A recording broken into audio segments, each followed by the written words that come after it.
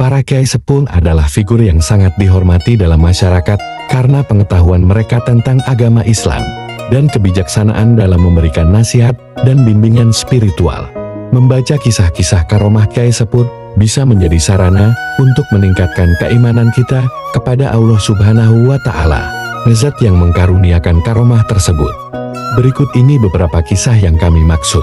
Abah Guru Sekumpul yang memiliki nama asli Muhammad Zaini bin Abdul Ghani adalah seorang ulama besar, berpengaruh, dan harismatik dari tanah Martapura. Saking harismatiknya beliau, hampir semua masyarakat yang ada di Martapura pasti memajang foto beliau di rumahnya masing-masing. Sebagai ulama besar, Guru Sekumpul juga dikenal dengan berbagai kesaktian dan karomahnya.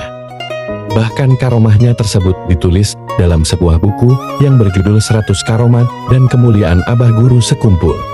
Di antara karomah beliau adalah mengetahui hajat seseorang yang mendatanginya sebelum orang tersebut menyampaikan maksud kedatangannya. Dikisahkan pada suatu hari, ada seorang Habib dari Pasuruan bernama Habib Maksum yang ingin bertabaruk dan meminta hajat kepada Guru Zaini. Di perjalanan, Habib Maksum berkata, "Jika Guru Zaini adalah salah satu dari wali Allah, maka seluruh hutangku yang berjumlah 21 juta akan lunas." Singkat cerita, sampailah sang Habib di tempat tinggal Guru Zaini. Beliau menyambut sang Habib dengan ramah dan dengan penuh penghormatan. Dipersilahkanlah bagi Habib untuk berduduk bersama Guru Zaini. Mereka berdua saling bercakap-cakap mengenai berbagai hal. Tiba-tiba, saat mereka masih mengobrol, datanglah seseorang dari luar yang memberikan uang cek kepada Abah Sekumpul. Tanpa basa-basi, Abah Sekumpul langsung memberikan cek tersebut kepada Habib Maksum, tanpa melihat terlebih dahulu berapa jumlah uang yang ada di cek tersebut. Kemudian Abah Sekumpul berkata, "Ini untuk melunasi hutang Habib."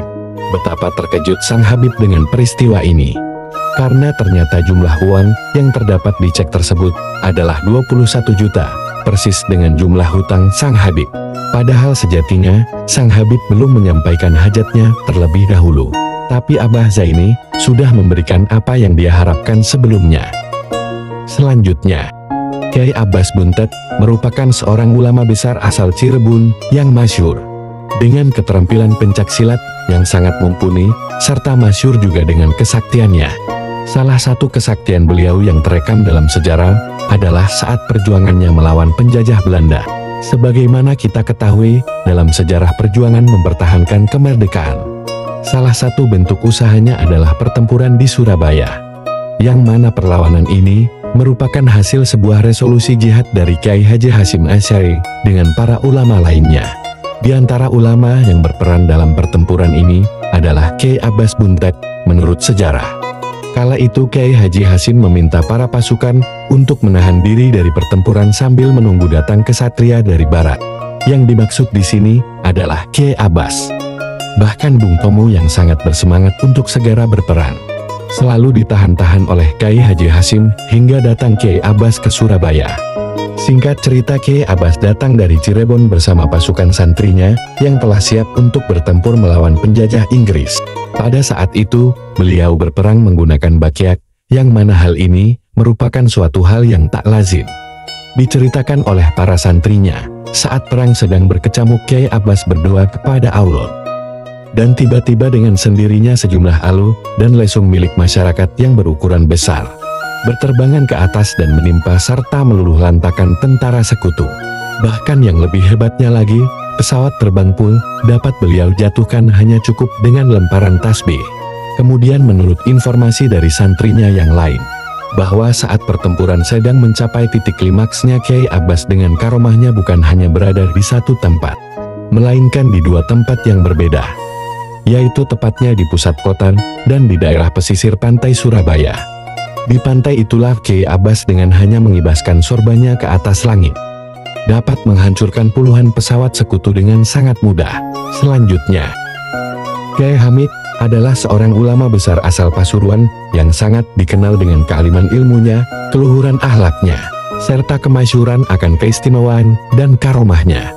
Disebutkan dari berbagai sumber bahwa beliau sejak berusia sangat belia telah menampakkan ciri-ciri kewalian dan keagungannya. Ketika menginjak usia 6 tahun, beliau pernah bertemu dengan Rasulullah.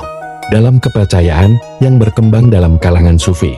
Meski Rasulullah Shallallahu Alaihi Wasallam telah wafat, beliau gemar menemui orang-orang yang istimewa, khususnya para wali.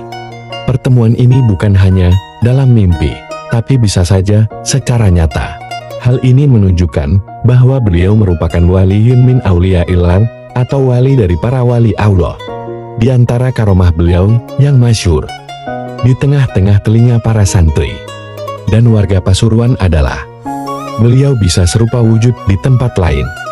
Dikisahkan, suatu hari Habib Bagir Maulad Dawilah bersiaroh ke pesantren Kiai Abdul Hamid untuk bersilaturahmi. Habib Bagir sendiri adalah seorang ulama yang memiliki ilmu untuk melihat dan mengindra hal-hal yang berada di luar nalar.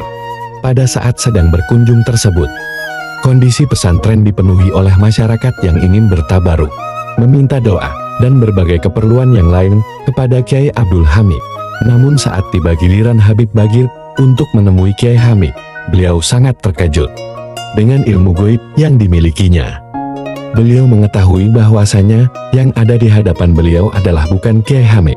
Setelah penyelidikan yang mendalam, Habib Bagir merasa sangat terkejut karena ternyata wujud Kiai Hamid yang asli sedang berada di Mekah. Kemudian dalam kisah yang lain, diceritakan datang seorang Habib sepuh menemui kediaman beliau. Kala itu Habib tersebut menanyakan tentang cerita yang beredar mengenai digantikannya beliau oleh sosok gaib yang menyerupainya. Saat itu Kiai Hamid diam dan tidak menjawab. Akan tetapi beliau hanya langsung memegang Habib sepuh tersebut. Sontak Habib sepuh tadi sangat terkejut, karena seketika beliau melihat suasana di sekitar mereka berubah menjadi bangunan masjid yang sangat megah. Ternyata Habib sepuh tadi diajak oleh Kiai Hamid mendatangi Masjidil Haram. Selanjutnya, Abah Anom yang memiliki nama asli Kiai Haji Ahmad Sohibul Wafat Tajul Arifin, merupakan salah satu ulama dari tanah Sunda yang sangat diakui keilmuan dan kesaktiannya. Mengenai kesaktian dan karomahnya, banyak sekali cerita-cerita tentang kesaktian beliau yang tersebar di masyarakat Sunda, khususnya bagi kaum Sarungan. Dikisahkan pada suatu hari, Abah Anom kedatangan seorang tamu beserta para ajudannya. Tamu tersebut bukanlah orang biasa, melainkan seorang kapten yang dikenal dengan kehebatan dan kesaktiannya. Saat itu sang kapten memang berniat untuk adu kehebatan dan kesaktian dengan Abah Anom, sebab dia telah mendengar kabar kesaktian Abah Anom dan tertantang untuk menandingi kesaktian sang Abah. Tatkala sudah berada di hadapan Abah Anom, kapten tersebut mengambil sebuah batu besar yang ada di kantongnya yang memang sudah dipersiapkan sebelumnya. Kemudian batu itu lantas diletakkan di tangannya dengan sekali pukulan saja. Kapten tersebut berhasil menjadikan batu itu terbagi dua. Setelah itu, sang kapten dengan angkuhnya menyerahkan batu kali yang lain pada Abah Anom supaya beliau memperlihatkan kemampuannya. Saat menerima batu kali tersebut, sang Abah hanya tersenyum saja. Seketika batu yang ada di hadapan Abah langsung diremas oleh beliau. Dalam waktu yang singkat, dengan kesaktiannya batu besar tersebut berubah menjadi butiran tepung halus. Tentu saja melihat peristiwa ini, kapten yang sombong tersebut merasa kaget dan seolah tak percaya. Tak lama berselang, sang Abah meminta kepada santrinya untuk diambilkan segelas air yang di dalamnya terdapat seekor ikan. Kemudian gelas berisi ikan itu diberikan Abah kepada si kapten. Masih dengan wajah yang akun, si kapten langsung bergaya bak orang yang memancing. Tak berlangsung lama, ikan yang ada di dalam gelas benar-benar terpancing dengan gaya si kapten. Atas hal ini si kapten tersebut semakin menyombongkan dirinya. Berikutnya giliran Abah Anom yang beraksi. Dengan santainya beliau hanya memberi isyarat dengan jari telunjuknya. Namun tiba-tiba saja, ikan yang ada di dalam gelas tersebut keluar dari dalam gelas dan langsung menempel dengan jari telunjuknya. Seolah-olah jari telunjuk beliau adalah kail untuk memancing. Setelah peristiwa ini, si kapten yang sombong tersebut merasa malu dan mengakui kekalahannya. Selain itu kapten tersebut akhirnya bertaubat dan menjadi santri di pesantren milik Abah Anom. Selanjutnya, Syekh Holil Bangkalan adalah seorang ulama besar dari tanah Madura yang diakui kealiman, kefakihan, dan keluhuran akhlaknya. Beliau juga adalah gurunya para ulama di masanya. Banyak ulama besar yang berguru kepada beliau. Di antara murid beliau yang paling terkenal adalah Kiai Haji Hasyim Asy'ari. Selain masyhur karena ilmunya, Mbah Khalil pun masyhur dengan kesaktian dan karomah-karomahnya. Salah satu karomahnya yang paling terkenal di kalangan santri adalah saat beliau dimasukkan ke dalam penjara. Dikisahkan saat Belanda masih menjajah Indonesia, beberapa dari pejuang kemerdekaan ada yang bersembunyi di dalam pesantren milik Syekh Khalil. Saat kabar itu terdengar ke telinga para kompeni, mereka langsung bergegas menuju pesantren Syekh Khalil untuk menangkap para pejuang tersebut. Namun ternyata setelah sampai di pesantren tersebut, mereka tidak menemukan satu orang pejuang pun. Mereka hanya menemukan Syekh Khalil seorang diri. Akhirnya kompeni pun menangkap dan memasukkan Syekh Khalil ke dalam penjara, dengan harapan para pejuang itu menyerahkan diri untuk menggantikan posisi Syekh Khalil.